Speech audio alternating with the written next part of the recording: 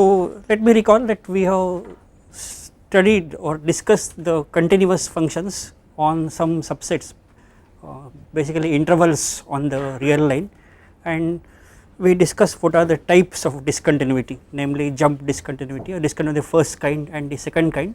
Then going to the derivatives, we defined what is meant by a derivative of a function at a point, and then we want to show something similar but in an opposite direction, namely we want to show that if a function is differentiable, then its derivative, the derivative cannot have any jump, derivative also cannot have any jump discontinuity. I am sorry, about the monotonic functions, we have proved that monotonic functions all discontinuities are jump discontinuities, it cannot have discontinuity of the second type, whereas in case of derivatives it is the opposite. Okay, and in order to get to that result, we need some preparation. Of course some of those things you already know, but still for the sake of completeness we shall recall. Okay, to begin with, let me recall the notion of what is called a local minimum. Okay. Local minimum or similarly local maximum. Okay. As far as defining a local minimum or a maximum is concerned, we do not need, really speaking, any differentiability or any such continuity or any such condition, because that is just depends on the order structure of the real numbers. So this is something which we can define at in any set, or for that matter we can do so in any metric space. Okay, suppose X is a metric space,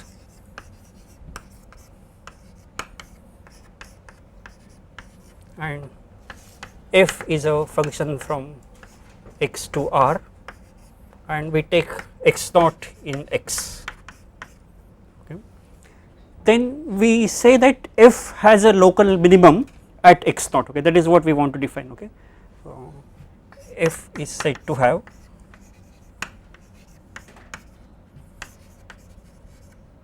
a local minimum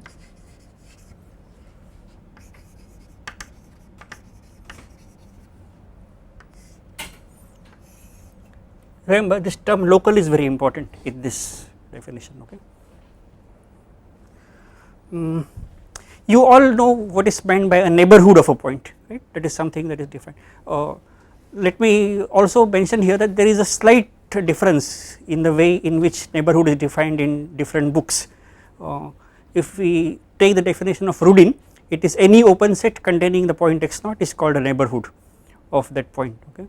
Whereas if you take Siemens, he says that any set which contains an open set containing x naught is called a neighborhood of that point. Okay. So that is a slight difference there, and so what Siemens will call open neighborhood is what neighborhood according to Rudin's book. But in most of the applications that we consider about a neighborhood, we usually deal with open neighborhoods only. So we shall follow Rudin's notation. Okay, by neighborhood we will mean open neighborhood, that means an open set containing x naught, and in most cases it will be an open ball containing x naught or open ball with radius x naught. Okay, so so we will say that f is said to have a local minimum at x naught if there exists a neighborhood. Okay.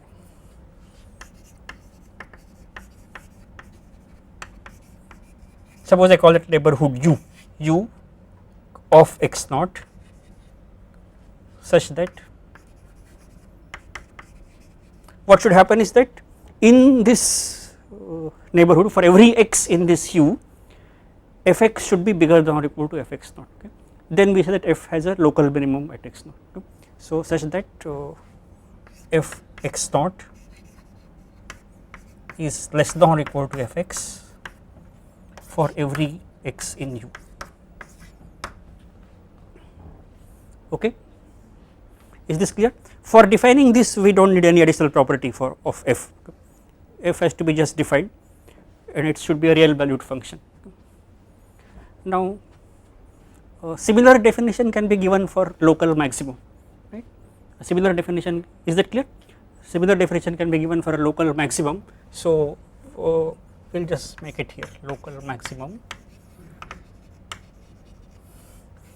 what will be changed here, instead of this, suppose I want to say maximum, this inequality will be reversed, okay, fx naught will be bigger than or equal to fx for every x in u. So let me simply say similar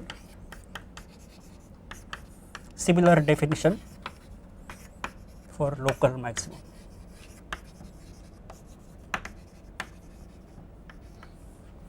Okay. Now this is for any metric space.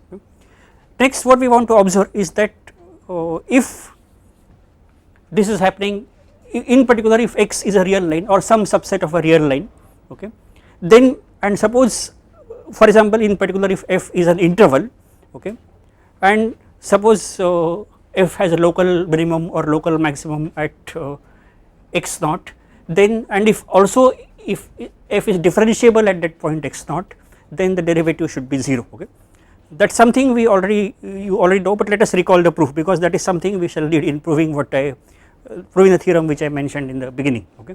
So by the way, let me also mention this minimum and maximum also sometimes together are referred as extreme values or extremas, alright. So let us now come to this observation or theorem, okay. Suppose f is defined from AB to R and f has a local minimum at x naught in the open interval AB, okay, okay, x naught in the, if f is differentiable at x naught, then derivative at that f prime, derivative at that point x naught must be 0, okay, alright, and similar statement for local maximum, similar statement for local maximum, okay.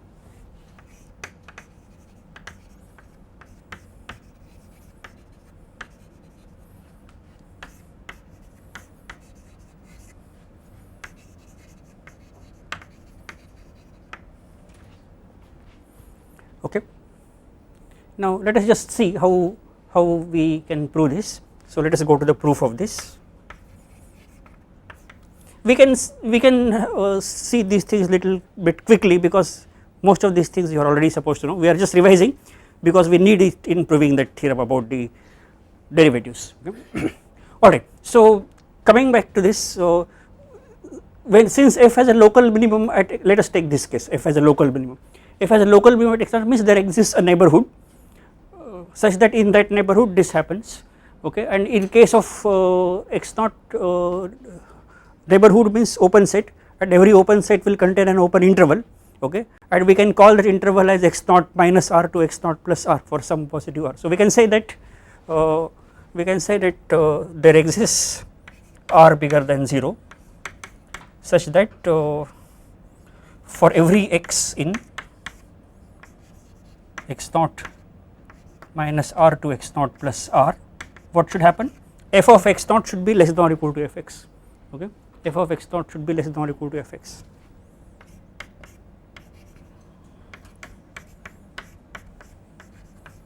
Okay. Now suppose you take any h which is positive and less than r, suppose we take any h, okay. So consider 0 less than h less than r, and also consider f of x naught plus h minus f at x naught divided by h. Okay. Then what can we say about this? Since f of x naught is less than, see, once this h is less than r, x naught plus h lies in this interval, okay, x naught plus h lies in this interval. So we must have that f of x naught must be less than or equal to f of x naught plus h. That means this is a non-negative quantity. You are dividing it by again a non-negative quantity, right? So this must be bigger than or equal to 0, okay, right. And so since this is true for every h bigger than 0, and what we know is that the derivative is the limit, of this as h goes to 0, okay, so this must be bigger than or equal to 0, okay. So this implies that we can limit of this f of x naught plus h minus f of x naught divided by h, and limit of this as h tends to 0, this must be bigger than or equal to 0, okay, or which is same as saying that f prime at x naught is bigger than or equal to 0, okay, that is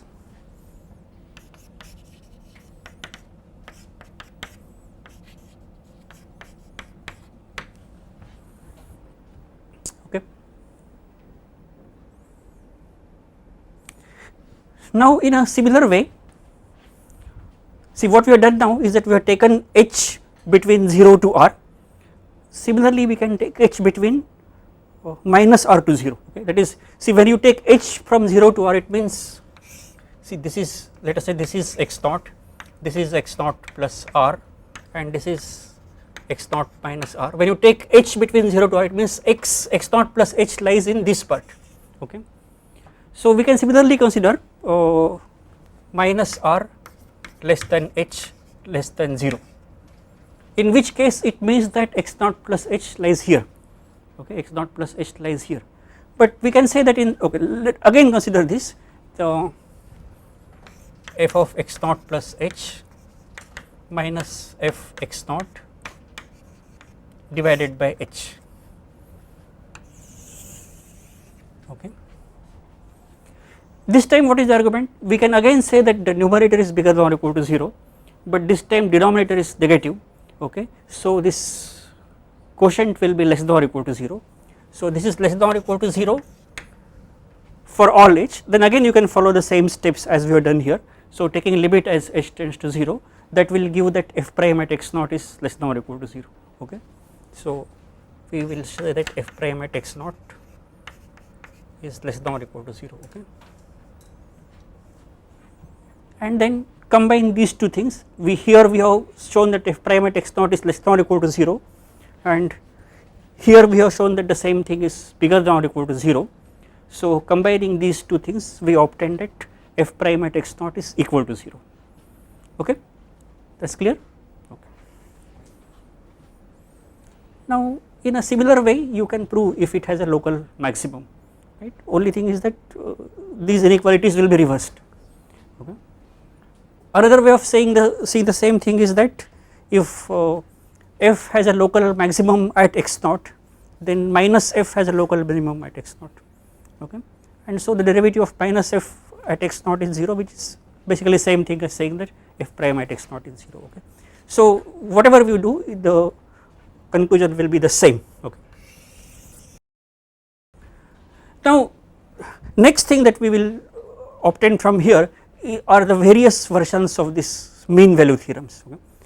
Now in case of mean value theorem, basically we use the fact that you have already discussed the properties of continuous functions on compact sets, okay. In particular we know that if a continuous function on a compact set is always bounded and it attains its maximum or minimum value in a compact set, and every closed and bounded interval on the real line is compact. This is what we shall use in proving the next result, what is again well known, what is called Rolle's theorem. Again this is something you would have seen, but perhaps without realizing that you are using the compactness of the interval in getting the main idea of the proof, or getting the main thing in the proof. So let us say, what does Rolle's theorem say? That suppose we consider a function, suppose f from AB to R is continuous on this closed interval AB, and differentiable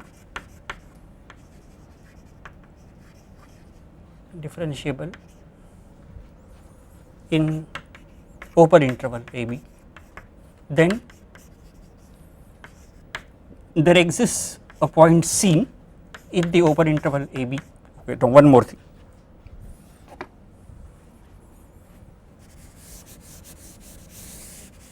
Okay, differentiable in AB and values of f at A is equal to f of B, and for the sake of convenience we can assume that value to be 0. Okay. F of A equal to f of B, though this part is strictly not necessary. Okay. Though this, okay. Then there exists a number C in AB such that, okay, I have said already that I shall be using this short form such that, okay, such that f prime C is equal to 0.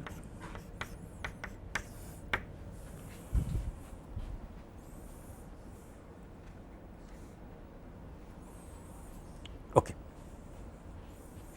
Now before going to the proof of this theorem, let us just see what this theorem says geometrically. Okay, that is, you have a function. Suppose we just look at the graph of the function. Suppose this is, okay, let me draw it there.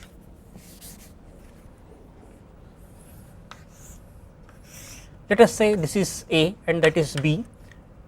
The function is 0 here as well as here. Okay, so it may start either go up or go down, but whatever it is, ultimately it has to come down and meet this point B. Okay, so what this says is that at some point C, its tangent should be parallel to x axis. Of course it can happen at several points. Okay, it may happen at several points, but there should exist at least one point at which the slope of the tangent is f prime C is, as you know, f prime C represents the slope of the tangent. Slope of the tangent is 0 is same as saying that the tangent becomes parallel to x axis. Alright. Okay. Now where does this all maximum, minimum, etc. come into picture in this? It is what I said just before starting this theorem. Okay, that f is a function which is continuous on AB. Okay, and AB closed interval a to b is a compact set. Okay, so the function must attain its maximum or minimum, some maximum as well as its minimum at some point in AB. Okay, right. Let us say at some point. Okay, that is the in fact beginning the proof. Okay. The function attains its maximum as well as minimum inside the interval AB. Okay, inside the interval AB. Okay, so suppose I call those points as x1 and x2. Okay, okay, so we can say that since f is continuous on the compact set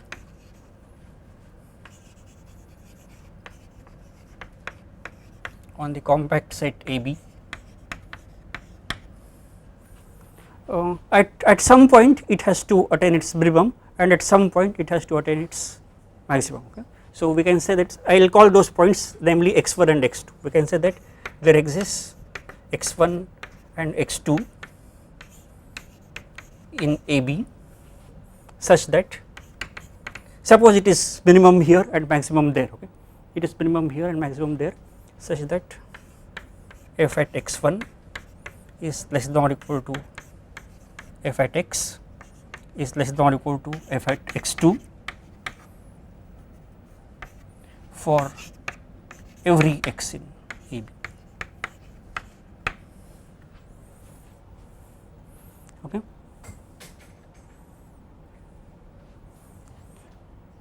That is, it is minimum at x1 and maximum at x2. Okay. Suppose one of these points is an interior point. Okay, let us take that as suppose one of the, let us say if x1 or x2 belong to AB. Okay, okay, let me first take the case x2 as well. Suppose x1 belongs to AB. Okay, okay, then it is an interior point. Okay, it is a minimum. Okay, In fact, if this happens for every x in AB and if it is an interior point, you can always find a open interval containing that point inside which this happens. So it is also a local minimum, it is also a local minimum. And since we have assumed that f is differentiable in the open interval AB, if x1 is in the open interval AB, f prime at x1 must be 0, okay. So you take C as x1, okay, right. So if x1 belongs to AB, then f prime x1 is 0, we take C as x1.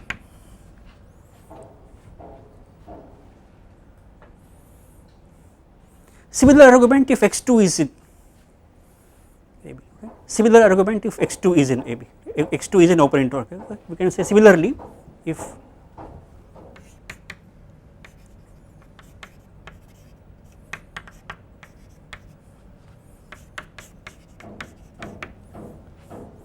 what is the argument here? Since x2 is a maximum, you can consider in fact this open interval AB to be its neighborhood, okay. So in that open neighborhood it is f of x2 is bigger than or equal to fx, okay. So it's a maximum, and since f is differentiable at x2, f prime at x2 must be 0, and in which case you can take C is equal to x2, right. So what is left? If both of these things are not possible, in what way it can happen? Both x1 and x2 must be endpoints, okay.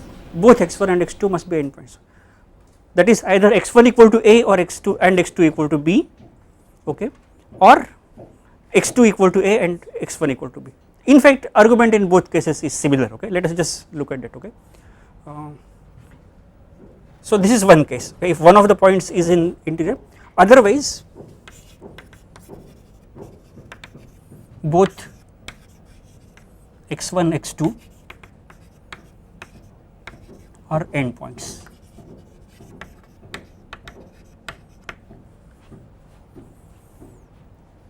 So what is the possibility? That is, we can say case 1 is x1 equal to A and x2 equal to B. Of course, either case the proof will be the same, okay, and case 2 is x2 equal to A and x1 equal to B, okay, right. In either case, let us look at case 1. Suppose x1 equal to A and x2 equal to B. What do we know about f at A and f at B? Both of them are 0, okay, and now look at this, okay. Suppose x1 is A and x2 is B, this will mean that 0 less than or equal to fx less than or equal to 0 for all x. So this will mean that f is a constant function 0, okay. So this will, for example, this will imply that fx is equal to 0 for all x in AB, okay. That means it is a constant function, so its derivative is, wherever it is differentiable, its derivative is 0. So you can take C as any point in the interval, in the open interval, okay. And similarly in this case, even if x2 is A and x1 is B, still it will mean that fx is 0 for all x. So it is a constant function and its derivative is 0 everywhere, wherever it is differentiable its derivative is 0. So you can take again C as any point in the open interval. Is that clear? Okay. So that completes. Of course, I am sure you would have seen this theorem earlier and used it also, but perhaps you have not realized this step in the proof, okay, that the proof depends crucially on the compactness of the interval AB, okay. Okay.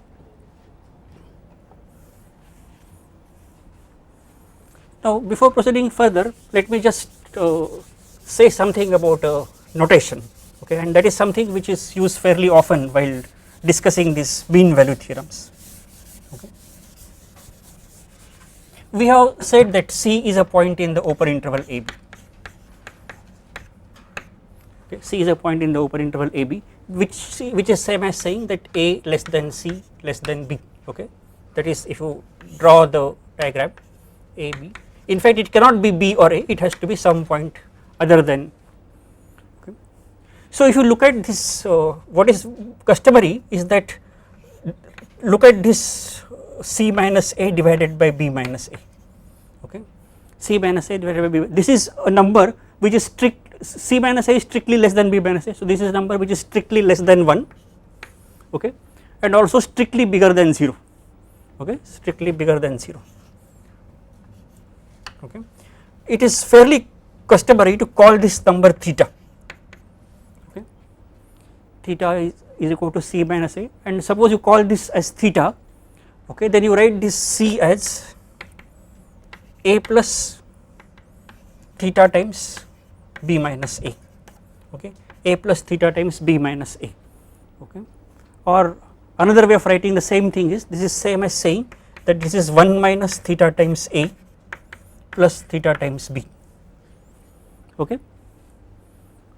And this last thing is what is called the convex combination of A and B, right. You may have come across this word, convex combination of A and B. So what we are saying is that if it is a point lying in the interval, okay, of course with this understanding we can even take C as A or B. If for example you take C as A, then you can take theta as 0, and if theta is 1, then C will coincide with B, okay, alright. So this is something that is used commonly. Instead of saying that there exists C in AB, one says that there exists theta lying strictly between 0 and 1, such that f prime at that, okay, whatever you write this C in terms of theta, okay, A plus theta into B minus etc. is 0, alright. Then let us again go to the next theorem in the same spirit. It is called mean value theorem, and that is, it is called Lagrange's mean value theorem.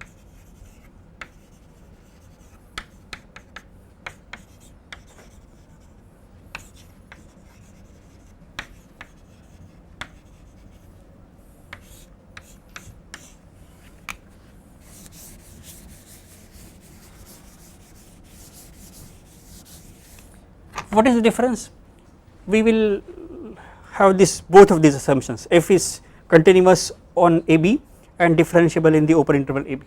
Only thing is we skip this last assumption, we do not assume anything about the values of fa and fb, okay. So suppose f from AB to R is continuous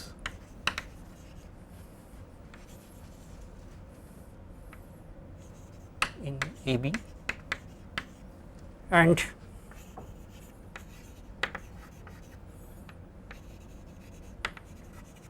differentiable in open interval AB. As I said, we are not assuming this last thing, but the conclusion is again similar. It says that there exists a point C in AB satisfying something, not this equation, something else, okay. Then there exists C in the open interval AB such that FB minus FA is equal to F prime C into B minus A, okay.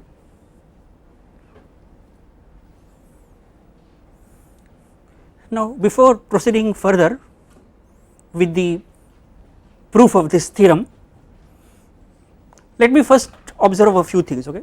Is it clear to all of you that this Rolle's theorem is a special case of mean value theorem, right, okay. Because if you get mean value theorem, you can prove Rolle's theorem also, because suppose this is true, then in addition if fa equal to fb, then this left hand side becomes 0, so there should be this f prime c must be 0, right. So one could have said that you just prove this mean value theorem and then get Rolle's theorem from that, okay. The only problem with that is that the standard proof of mean value theorem uses Rolle's theorem, okay. That is why we prove Rolle's theorem first, okay. And what is the proof? We construct a function which satisfies all the properties of this Rolle's theorem and get a point C, and then show that that point C satisfies whatever is written here, okay. Alright, so that is the proof, okay. Now again, just as we have seen this geometric interpretation of Rolle's theorem, it is again convenient to look at the geometric interpretation of this theorem also before proceeding further. Now let me again go back to this graph here. Okay, one can write this equation in a slightly different form. Okay, I can say f prime c equal to whatever remaining here. Okay, so what does this mean? That here it will mean that f prime c is equal to fb minus fa divided by b minus a. Okay, f prime c is equal to fb minus fa divided by b minus a. Now we have already noticed or noted that f prime c represents the slope of the tangent at the point c. Okay, right, that is something we know. Okay, what about this fb minus fa divided by b minus a, what does that represent?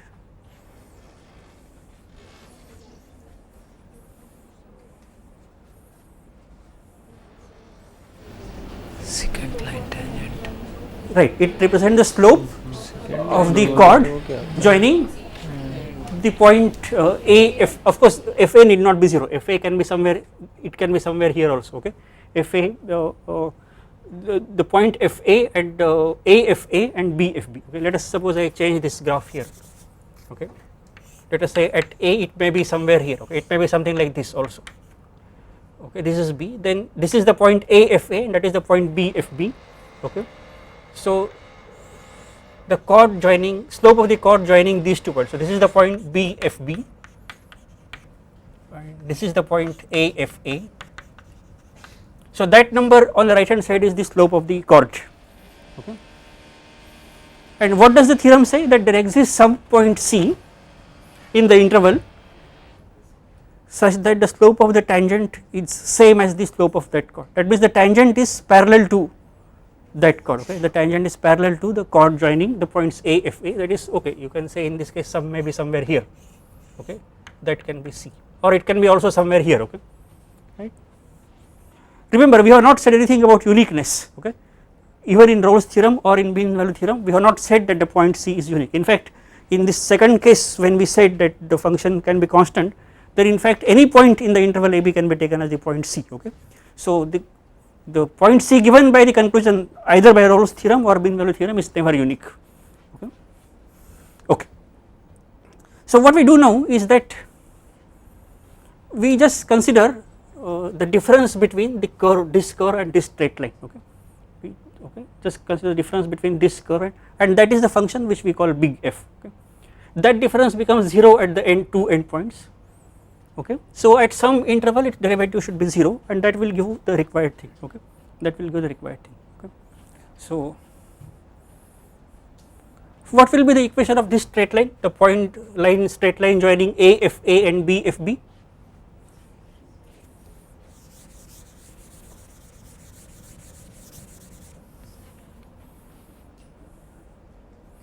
Suppose arbitrary point here is, let us say, xy.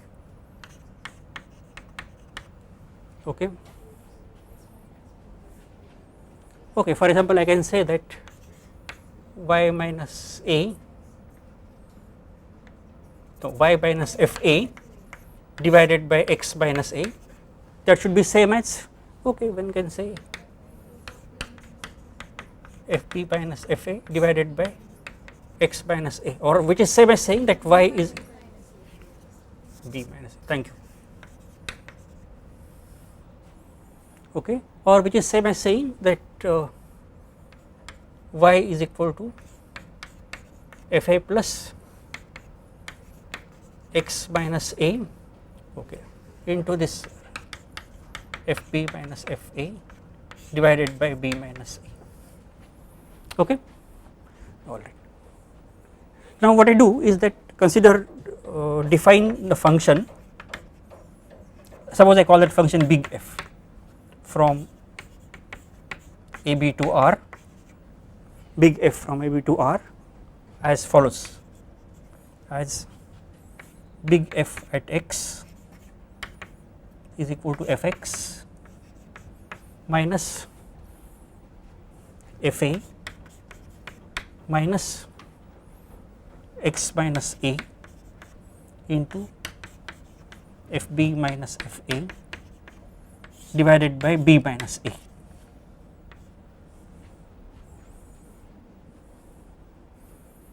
Okay. All right. So what does this big F represent geometrically? Okay. The first term is, say, the curve y equal to fx, that is the given curve fx here, okay, and the second term, that is this straight line, right, that is this straight line. So at any point it represents this, for example, suppose you take the point x here, it represents this difference, okay, it represents this difference at any point, right. Okay. Now the idea is to show that this function big F satisfies all the hypotheses of Rolle's theorem and hence the conclusion, okay. So let us check one by one. Is big F continuous? See, what are, where can the problem, this is small f, that is continuous anyway, this is a constant function, x minus a is a continuous function, this is multiplied by a constant, okay, so that is continuous in AB, that is no problem. So f is continuous in AB. What is the next thing that we require? It is differentiable in AB, okay. So what about that? Look at the right hand side, we already know that small f is differentiable in AB, this is anyway constant, that is differentiable everywhere, okay, right. X minus a is again a polynomial, differentiable everywhere, and okay, you can say that this whole thing is a polynomial, okay, it's a, this part is constant, right. So wherever small f is differentiable, big F is also differentiable, okay, because this is the only term which decides, okay. So and we know that small f is differentiable in the open interval AB, okay, and differentiable in the open interval AB. So we can say that hence by, that is, it satisfies all the hypotheses of Rolle's theorem, hence by Rolle's theorem, yeah, we have to check that, okay, that is right, thank you. What about big F at A? It is small f at A, so this part is 0, a minus a, that is 0, okay, so fine. So big F at A is 0. What about big F at B? This part will be FB minus FA, then minus B minus A multiplied by this, okay, that B minus A should cancel with this, and what will get FB, so ultimately FB minus FA minus FB minus FA, okay. So this is also 0. In fact, you can go back to this diagram and see that we have observed that big F represents a difference between this curve and this straight line, okay, and that difference becomes 0 here as well as at this point here, okay, alright. So using Rolle's theorem, we must get a point C such that at that point this big F prime at C becomes 0, okay. So you can say that, so by Rolle's theorem,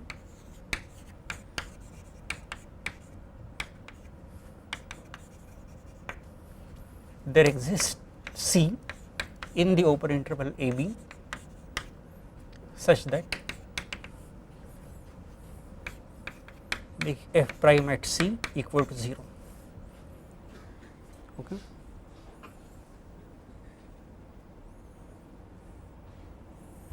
Now let us rewrite this, what is big F prime, we know what is big F at X, we know what is big F at X, so find out what is big, so differentiate this, so what we know is that F prime at X, that should be same as small f prime at X,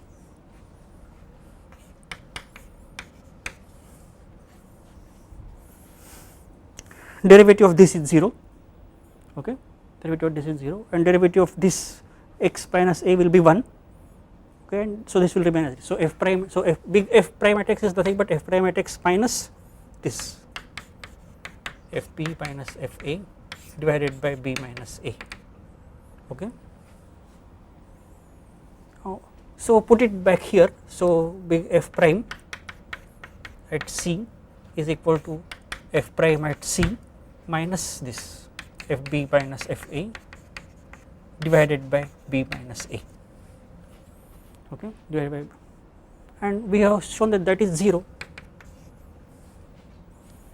That is 0. Okay, and that is same as saying that small f prime at c is same as fb minus fa divided by b minus a, which is again same as what we wanted here. Okay, fb minus fa is equal to f prime c multiplied by b minus a. Okay, that is clear.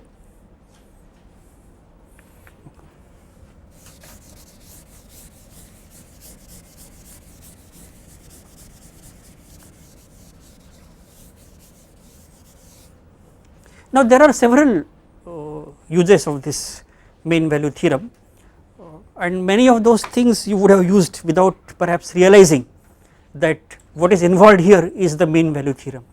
Let me just give one example. You know that if a function is monotonically increasing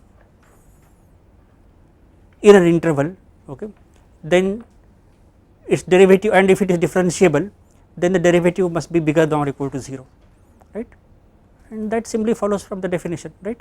Okay, right, because suppose we look at the definition again, that is limit as h tends to 0 f of x plus h minus fx divided by h, and suppose you take some interval containing x.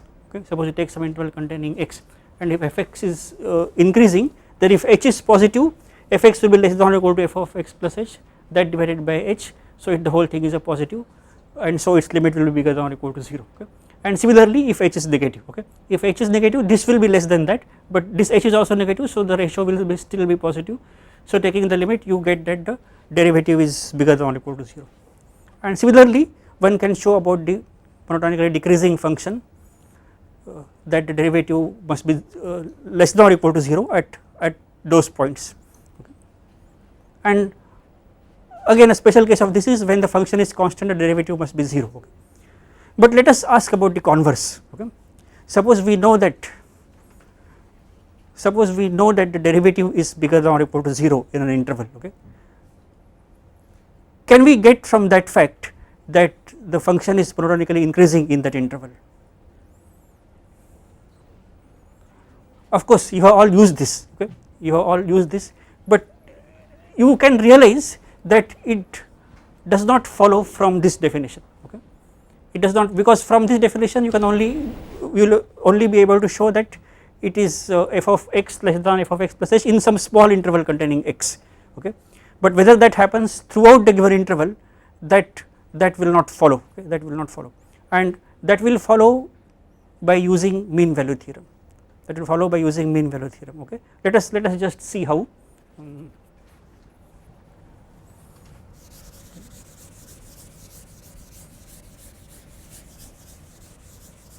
Let us again assume that f satisfies this same hypothesis.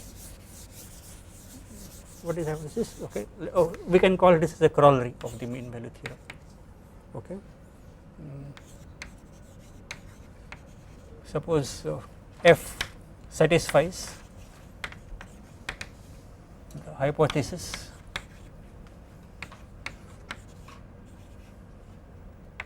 of Lagrange's mean value theorem.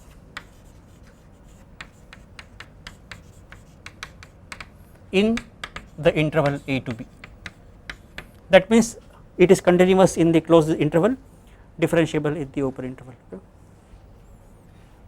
And okay, the first thing that we want to say is that if f prime x is bigger than or equal to 0 for all x in AB, then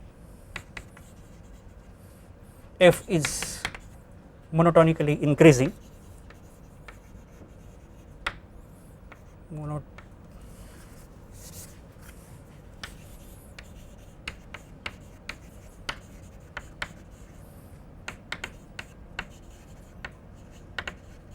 increasing in AB, and similar statements about f prime less than or equal to 0, f prime equal to 0, etc. Okay. If f prime x is less than or equal to 0 for all x in AB, then f is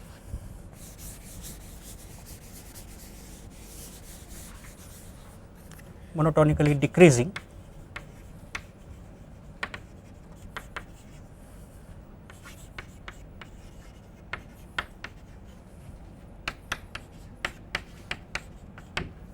okay, and if f prime x is 0, then it is monotonically decreasing as well as increasing, so it must be constant. Okay. Right. All right. Let us just discuss the proof of this using mean value theorem. This will follow in a similar way. Okay. Now, what is required to show that a function is monotonically increasing?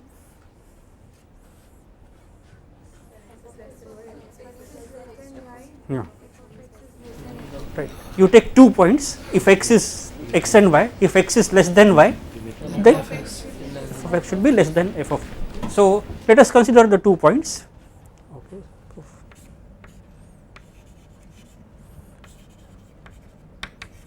Consider a less than or equal to x. Okay. Anyway, we want to show in the open interval only. So a less than x, a less than x, less than y, less than b. Okay. Now we have assumed that the function satisfies the hypothesis of Lagrange's mean value theorem throughout the interval a to b. Okay. So in particular, it does satisfy also in the interval x to y. Okay. See, remember how we have taken x and y. This is, let us say this is a, x is some point here, y is some point here, and that is b. Just consider this interval x to y. Okay. So suppose I apply mean value theorem to that interval x to y. By mean value theorem, there should exist some point between x and y such that fy minus fx should be equal to the derivative at that point multiplied by y minus x. Okay. So we can say that, I will simply say, by mean value theorem, and for this I prefer to use this notation here. Okay. Because instead of saying it lies in the interval, again I have to use some more notation, the point z or some such thing, etc. Okay. So we will say that there exists theta by mean value theorem, there exists theta in the interval 0 to 1 such that fy minus fx is equal to f prime at okay x plus theta into y minus x, and this multiplied by y minus x.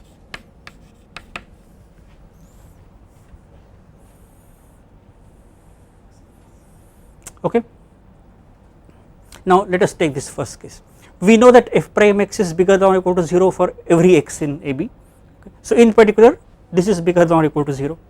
Okay. And y minus x is also bigger than or equal to 0. So fy minus fx is bigger than or equal to 0. So we have proved that whenever x is less than y, fx is less than or equal to fy. That is the same as saying that f is monotonically increasing. Okay.